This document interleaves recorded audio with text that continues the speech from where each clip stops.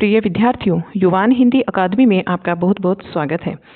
आज हम हिंदी साहित्य के इतिहास के अंतर्गत 9 नंबर का क्लास करेंगे और क्लास को शुरू करने से पहले मैं आपको बता दूं कि टीजीटी पीजीटी हिंदी को लेकर हमने ये सीरीज शुरू की है 2026 की परीक्षा के लिए कि हम आपको पूरा का पूरा कोर्स कराएंगे फ्री में अवेलेबल यूट्यूब पर।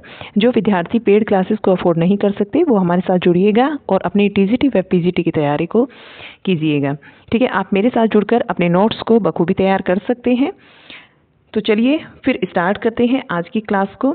एक लौकिक साहित्य जो होता है यह एक ऐसा साहित्य होता है, लौकिक साहित्य एक ऐसा साहित्य है जो लोगों की संवेदना से जन्म लेकर उसे आगे बढ़ाने का तथा प्रकट करने का कार्य करता है, वह लौकिक साहित्य होता है। और इसके संरक्षण का दायित्व जो है वो लोक के द्वारा निभाया जाता है, यानी कि लोक क्या होता है, जहाँ लोग निवास करते हैं लोगों के द्वारा निभाया जाता है, उसी को हम बोलते हैं लौकिक साहित्य। लौकिक साहित्य के अंतर्गत पहली जो रचना आती है वो आती है ढोला मारूरा दूहा। पहली रचना आती है ढोला मारूरा दूहा।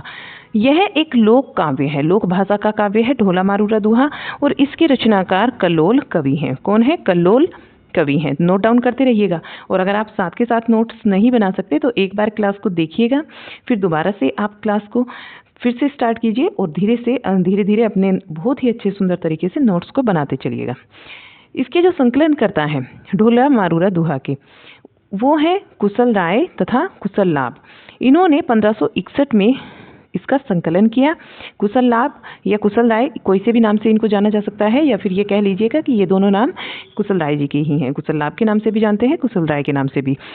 और इन्होंने ढोला मारूरा दूहा का संकलन किया था। कवि कौन थे इसके? कवि थे इसके रचनाकार जो थे वो कल्लोल कवि थे। इस रचना का समय 11वीं शताब्दी माना गया है डॉक्टर नगेंद्र के अनुसार। 11वीं शताब्दी माना गया है किसके अनुसार? डॉक्टर नगेंद्र के अनुसार। संपादक कौन है इसके? श्री राम सिंह। श्री राम सिंह इसके संपादक, राम सिंह इसके संपादक हैं। और सूर्य किरण पारिक नरोत्तम स्वामी ने, श्री राम सिंह का जो पूरे नाम से जाना जाता है वो सूर्य किरण पारिक नरोत्तम स्वामी ने इनके पदों का संपादन कर नागरी प्रचारणी सभा से 1934 में इसका प्रकाशन कराया था। प्रधान रस इसके अंतर्गत वियोग श्रृंगार है। इसकी भाषा को देखा जाए तो वो राजस्थानी हिंदी है, डिंगल वाली। ठीक है, राजस्थानी हिंदी कौन सी है? डिंगल और पिंगल दो भाषाएं होती थी सिद्ध साहित्य के अंतर्गत, तो यहाँ पर डिंगल है राजस्थानी हिंदी। छंद कौन सा है? दोहा छंद है और इसमें 788 छंदों का प्रयोग किया गया है। काव्य रूप इसका खंड काव्य है। विषय क्या है? नारी हृदय की अत्यंत मार्मिक अभिव्यक्ति। नारी हृदय की अत्यंत मार्मिक अभिव्यक्ति इसके अंतर्गत की गई है। यह एक प्रेम प्रक काव्य है। कैसा काव्य है? ढोला मारूरा दूहा एक प्रेम प्रक काव्य है। यह त्रिकोणीय प्रेम को व्यक्त करने वाला काव्य है। कैसे प्रेम को व्यक्त करता है ढोला मारूरा दूहा? त्रिकोणीय प्रेम को व्यक्त करता है। नेक्स्ट देखते हैं, अगला जो पॉइंट है यह राजस्थानी साहित्य की सर्वाधिक प्रसिद्ध रचना है। कैसी रचना है? राजस्थानी साहित्य की सर्वाधिक प्रसिद्ध रचना है। आगे चलें और लास्ट तक आप जरूर देखिएगा क्लास। लास्ट में आपको एक इन्फॉर्मेशन भी देनी है, आगे जो एक सब्जेक्ट और हम तैयार करने वाले हैं इसी में, तो उसके लिए आपको क्लास को बिल्कुल अंत तक देखना है। और जो विद्यार्थी बिल्कुल ईमानदारी के साथ तैयारी करना चाहेंगे वो तो लास्ट तक बने ही रहेंगे, क्योंकि इसमें कोई भी चीज़ आपको एक्स्ट्रा नहीं बताई जाती, पॉइंट टू पॉइंट आपसे बात की जाती है। नायक कौन है ढोला मारूरा दूहा के? तो वो ढोला है। ढोला मारूरा दूहा जो रचना है इसके नायक है, यानी कि इसके जो मेन पात्र हैं रचना के वो ढोला है। ढोला की उम्र जो है वो 3 वर्ष है। ढोला की उम्र कितनी? 3 वर्ष है। और ढोला का जो मूल नाम था वो सालाह कुमार था। क्या नाम था? सालाह कुमार। यह कछुआ वंश के शासक नल का पुत्र था। यह किसका पुत्र था? कछुआ वंश के शासक थे नल, इनका ये पुत्र था। नायिका ढोला मारूरा दूहा की मारवणी थी, जिसको मारू के नाम से भी जाना जाता था। इसकी उम्र 1.5 वर्ष थी। पुंगल के राजा पिंगल की कन्या थी। पुंगल देश के राजा थे पिंगल, उनकी ये कन्या थी मारवणी। इन दोनों का विवाह कर दिया जाता है।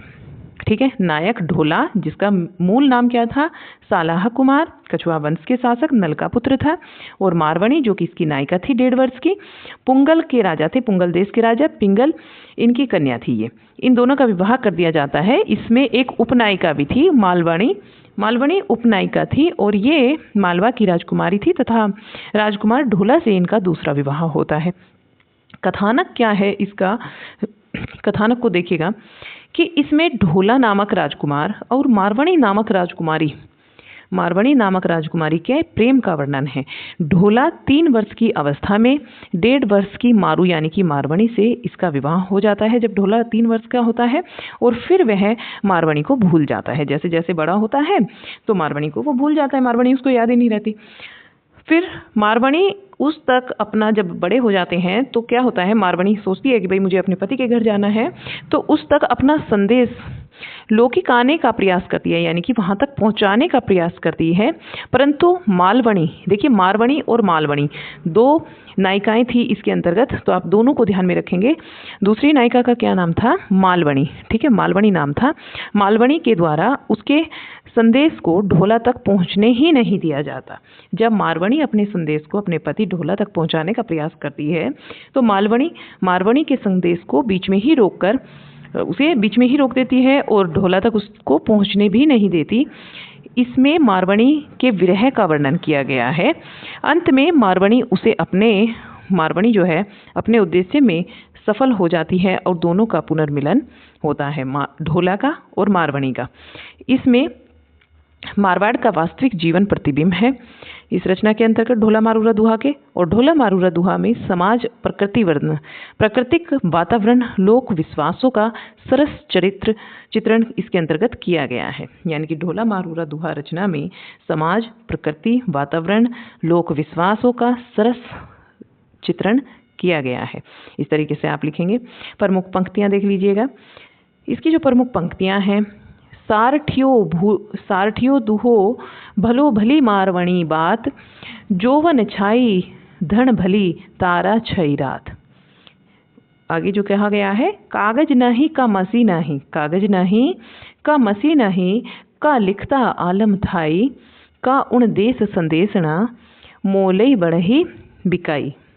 महत्वपूर्ण कथनों को भी देखिएगा। ढोला मारूरा दुहा का मूल रूप दोहे में मिलता है। ढोला मारूरा दुहा का मूल रूप कहाँ पर मिलता है, दोहे में मिलता है, और यह दोहा श्रृंगार रस की परंपरा का आरंभ करते हैं। वह आगे जाकर बिहार में काव्य में प्रतिफलित हुई है। वह जब आगे जाती है तो बिहार के काव्य में भी प्रतिफलित हुई है, ऐसा माना गया है डॉक्टर नगेंद्र के अनुसार। डॉक्टर नगेंद्र ने ढोला मारूरा दुहा से श्रृंगार रस की परंपरा की शुरुआत मानी है। तो डॉक्टर नगेंद्र जी ने श्रृंगार रस की शुरुआत किस रचना से मानी है, ऐसा क्वेश्चन बन सकता है आपका, कहाँ से मानी है, तो ये मानी है ढोला मारूरा दुहा से। नेक्स्ट, आगे जो कथन है ये देखिए। ढोला मारूरा दुहा का सबसे पुराना रूप संभवतः 11वीं और 12वीं शताब्दी का ही रहा है। परिवर्तित हिंदी साहित्य के दोहा और दोहाबद्ध काव्यों को समझने की दृष्टि से पुस्तक का पर्याप्त महत्व है। कथन किसका है, आचार्य हजारी प्रसाद द्विवेदी जी का। नेक्स्ट कथन है, आचार्य हजारी प्रसाद द्विवेदी, नरोत्तम स्वामी, विश्वनाथ प्रसाद मिश्र आदि विद्वानों ने इस काव्य को भाव गंभीर्य को परिष्कृत लोक रुचि का प्रतीक माना है। नेक्स्ट पॉइंट है कि आचार्य रामचंद्र शुक्ल जी ने इस मालवणी मनोहर प्रसंग की समानता पद्मावती के नागमती वियोग खंड से बताई है। शुक्ल जी क्या कहते हैं कि जो मालवणी है, मालवणी का मनोहर प्रसंग है, इसकी जो समानता है वो पद्मावती के नागमती वियोग खंड से की गई है, ये शुक्ल जी का मानना है। सेकंड जो रचना आती है यहाँ, जयचंद प्रकाश, ये किसकी रचना है, इसके रचनाकार का नाम है भट्ट केदार। जयचंद प्रकाश किसकी रचना है, जयचंद प्रकाश भट्ट केदार जी की रचना है। और इसका उल्लेख सियांगच दयाल दास के ग्रंथ राठौरी ख्यात में हुआ है। इसका जो उल्लेख किया गया है जयचंद प्रकाश का, ये सिंघायच दयाल दास के ग्रंथ राठौरी ख्यात में इसका उल्लेख किया गया है, परंतु यह अभी तक उपलब्ध नहीं हो पाई है, ये जरूर लिखेंगे। आचार्य रामचंद्र शुक्ल के अनुसार यह एक महाकाव्य है। जयचंद प्रकाश क्या है, एक महाकाव्य है जिसमें महाराज जयचंद के प्रताप और पराक्रम का वर्णन किया गया है। नेक्स्ट ग्रंथ है, ये लौकिक ग्रंथ है, लोक काव्य को हम पढ़ रहे हैं, तो इसके अंतर्गत आता है 3rd नंबर पर जय मयंक जस चंद्रिका। जय मयंक जस चंद्रिका ये ग्रंथ किसका है, मधुकर कवि का है। किसका है, मधुकर कवि का है। और इसके विषय में जो कुछ महत्वपूर्ण पॉइंट है वो भी देखिएगा। यह ग्रंथ अभी तक उपलब्ध नहीं हो पाया है, यह एक महाकाव्य है। जय मयंक जस चंद्रिका ये जो रचना है जय मयंक जस चंद्रिका, ये किसकी है? मधुकर कवि की है। अभी तक उपलब्ध नहीं हो पाई है, एक महाकाव्य है। राठौरी ख्यात में उल्लेख मिलता है कि दयाल दास ने इन्हीं ग्रंथों के आधार पर कन्नौज तक का वृतांत लिया है। कन्नौज तक का वृतांत किसने लिया है? दयाल दास जी ने लिया है। किन ग्रंथों के आधार पर लिया है? जो ये ग्रंथ हैं आपके राठौरी ख्यात में रचना में विख्यात हैं, जैसे जय मयंक जस चंद्रिका हुआ, ठीक है। तो यहीं से इन्होंने क्या लिया? कन्नौज तक का वृतांत लिया है। 4 नंबर पर आता है वसंत विलास। देखिए जो वसंत विलास रचना है, इसके रचनाकार का, रचयिता का अभी तक कोई पता नहीं चल सका है और इसमें 84 दोहे हैं जिसमें वसंत और स्त्रियों पर उनके विलासपूर्ण प्रभाव का मनोहारी चित्रण किया गया है। यहाँ आपका जो है लौकिक साहित्य कंप्लीट हो जाता है। वसंत विलास देखा, इसके अंतर्गत आपने जय मयंक जस चंद्रिका को देखा है, जयचंद प्रकाश को देखा है और इसी में आपने पढ़ा है, एक रचना और पढ़ी है आपने, बताइएगा क्या है? वो रचना का नाम है आपका ढोला मारूरा दुहा। तो यहाँ आपका लौकिक साहित्य जो है वो कंप्लीट हो जाता है। आज की क्लास में नेक्स्ट जो क्लास होगा, एक इसका पंक्तियों पर होगा। एक क्लास के अंतर्गत हम सारी पंक्तियाँ भी ले लेंगे और एक क्लास में हम इसको पूरा स्टार्टिंग से जितना मैंने अभी तक पढ़ाया है, पहले क्लास से लेकर और आज तक के क्लास तक का, चाहे वो 2 घंटे का क्लास हो या फिर 3 घंटे का क्लास हो, सारा कुछ उसमें कवर कर लेंगे। फिर हम उसके बाद आएंगे भक्ति काल पर। तो क्लास कैसा लगा ये ज़रूर आप मुझे बताना कमेंट बॉक्स में। एक इन्फॉर्मेशन ये थी आपके लिए कि 3 दिन हम पढ़ेंगे ग्रामर को, मंडे, ट्यूसडे और वेडनेसडे हम पढ़ेंगे हिंदी व्याकरण को। इसके बाद थर्सडे, फ्राइडे और सैटरडे ये हम 3 दिन पढ़ेंगे संस्कृत साहित्य को। किसको पढ़ेंगे? संस्कृत साहित्य को। ये ध्यान में रखना, क्योंकि आप जब ये साथ के साथ में पढ़ते रहेंगे तो आपको एक टेंशन दिमाग से खत्म होगी कि अभी संस्कृत साहित्य बचा हुआ है, व्याकरण बचा हुआ है, क्योंकि ये छोटे छोटे से पार्ट हैं। संस्कृत साहित्य तो मिनिमम आपका 5 से 7 क्लास में ही कंप्लीट हो जाएगा। फिर भी मैं इसको बहुत ही अच्छे से आपको पढ़ाना चाहूँगी। 1-2 क्लास एक्स्ट्रा भी होगी तो भी ठीक है, बहुत अच्छे से इसको पढ़ाऊँगी संस्कृत साहित्य को। ये बहुत जल्दी कवर हो जाएगा क्योंकि 7-8 इसमें सारे ही कवि हैं जो आपको पढ़ने हैं। और ग्रामर को हम धीरे धीरे इसलिए कवर करेंगे, अगर कोई ऐसा भी विद्यार्थी है जो वनडे एग्जाम की तैयारी कर रहा है या आपकी कोई जान पहचान वाला है, तो उसको भी आप बोल सकते हैं ग्रामर का क्लास लेने के लिए, क्योंकि यहाँ से कोई भी पॉइंट आपका बचने वाला नहीं होगा। वनडे क्लास में भी बहुत छोटी छोटी सी चीज़ें हम लोग देखते हुए चल रहे हैं। 2 क्लास कंप्लीट हो चुके हैं ग्रामर के, और कल जो क्लास होगा मंडे में, यानी मंडे में आज जो क्लास होगा इसका, वो क्लास हमारा क्लास नंबर 3 होगा व्याकरण वाला, ठीक है। और उसमें आप ज़रूर देखिएगा, बहुत अच्छी अच्छी चीज़ें आपको महाप्राण, अल्पप्राण बताया जाएगा, फिर व्यंजन के बारे में आपको बताया जाएगा। इस तरीके से छोटे छोटे पॉइंट और छोटा छोटा क्लास हम लेकर आएंगे आपके लिए, जो आपके पॉइंट्स को, डाउट्स को क्लियर करते हुए चलेंगे। तो ये इन्फॉर्मेशन थी आपकी, जो आप मुझे देनी थी आपको। और क्लास कैसा लगा है इसके विषय में भी ज़रूर कमेंट में आप नोट बताना मुझे कैसा लगा आपको। क्लास को लाइक ज़रूर कीजिएगा, और अगर आपको कंटेंट पसंद आ रहा है तो सब्सक्राइब करना भी हमारे चैनल को मत भूलिएगा। इसको ज़्यादा से ज़्यादा शेयर कीजिए। मिलते हैं आपसे एक और नई क्लास में, तब तक के लिए बाय बाय।